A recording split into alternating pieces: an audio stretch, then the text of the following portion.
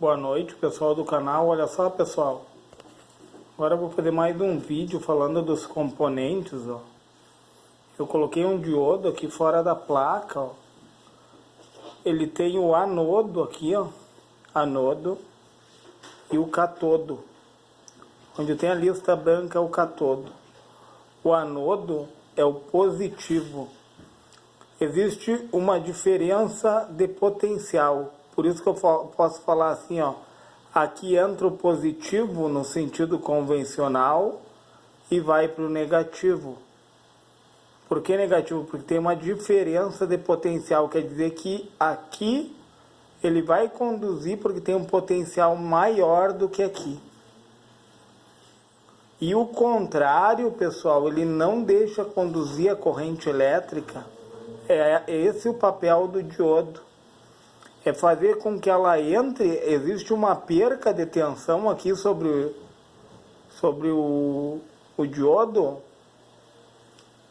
de 0,7 mais ou menos, porque tem uma oposição à corrente elétrica, que ele apresenta certa resistência no sentido do anodo para o catodo.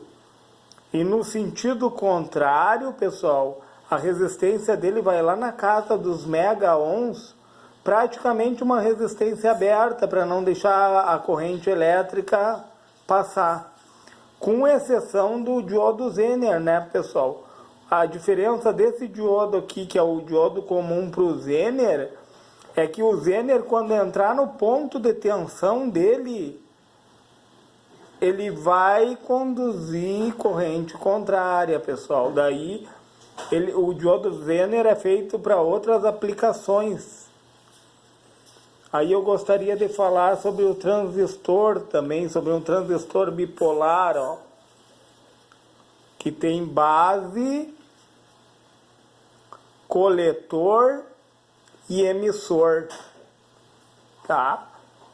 Diferente do transistor MOSFET, o transistor bipolar ele é acionado pela corrente elétrica, pessoal. Através da base dele, ele faz o chaveamento. Quanto maior a corrente, maior será a condução. Diferente do transistor MOSFET, porque o transistor MOSFET ele conduz sem estar ligado o gate ao dreno e ao source. Olha que interessante isso. O MOSFET, vou botar o MOSFET aqui, ó. O MOSFET aqui é o gate, o dreno e o source, certo, pessoal?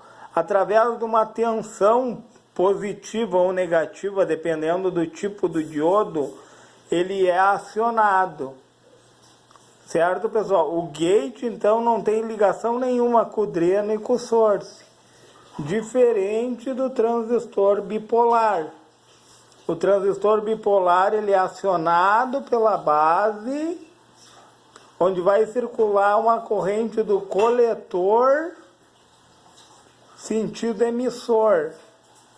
Aí depende também do transistor. A corrente pode ser acionada pelo negativo, que é a diferença de potencial, ou seja, o emissor vai ter um potencial maior que a base.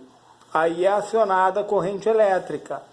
Caso contrário, ele fica como uma chave aberta, pessoal. Olha só. Vou falar também do resistor, né, pessoal? O resistor é o mais comum, onde ele tem as faixas, né? Onde que tem uma tabela, onde as duas primeiras faixas... Vou pegar o melhor aqui, esse aqui tá muito... Ó, as duas primeiras faixas indicam o número.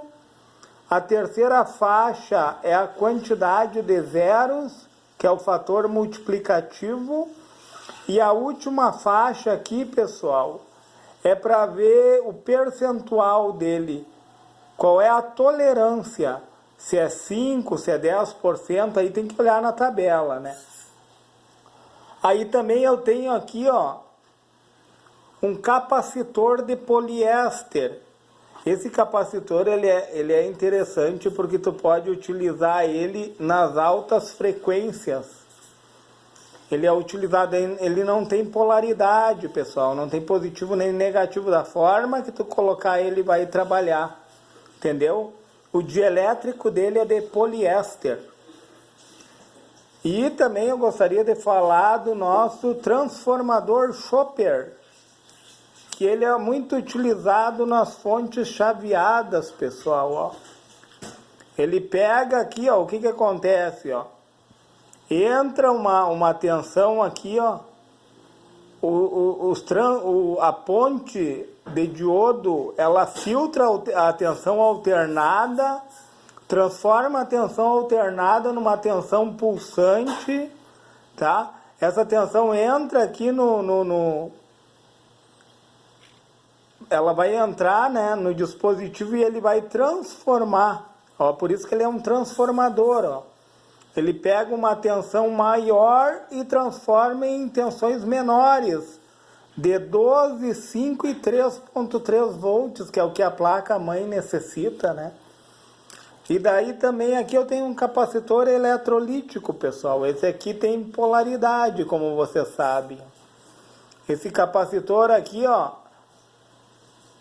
para você medir ele, você tem que descarregar ele. O bom é usar um resistor para fazer isso. Nunca coloca sua mão direto aqui, ó, no capacitor, ó. Imagina esse capacitor aqui, vamos ver qual é a voltagem, ó. Ó, ele tem uma voltagem de 220 microfarad. Isso aqui é a capacitância, o que ele vai armazenar. E ele é de 450 volts. Imagina que coisa, não dá? Entendeu, pessoal? Para lidar com capacitor, então, tem que entender um pouquinho da parte de energia elétrica, né? Conhecer os componentes na íntegra. Então, olha só, como é que funciona esse capacitor? No momento que a corrente elétrica começa a circular na placa-mãe, ele funciona como um curto. Ele vai lá para o terra. A partir daí ele começa a se carregar até chegar nesses 220 microfarad aqui, ó. Que ele armazena o quê? Ele armazena a tensão, pessoal. Aí a partir daí ele funciona como uma chave aberta. Então, o capacitor, ele é diferente da bobina. Entendeu? O capacitor, ele armazena a tensão, enquanto que a bobina armazena corrente elétrica através de um campo eletromagnético. Olha que interessante isso. O capacitor armazena o quê? Tensão. Então o capacitor trabalha com a tensão e a bobina trabalha com corrente elétrica. Eu também tenho aqui, ó, um potenciômetro, pessoal. Olha só que legal. Um potenciômetro. Tanto tu aumenta como diminui a resistência aqui, ó. Aí tu aumenta ou diminui a oposição à corrente elétrica. Certo, pessoal? É só para fins de explanar um pouco os componentes. Aí, se você achou relevante esse vídeo, deixa o seu like.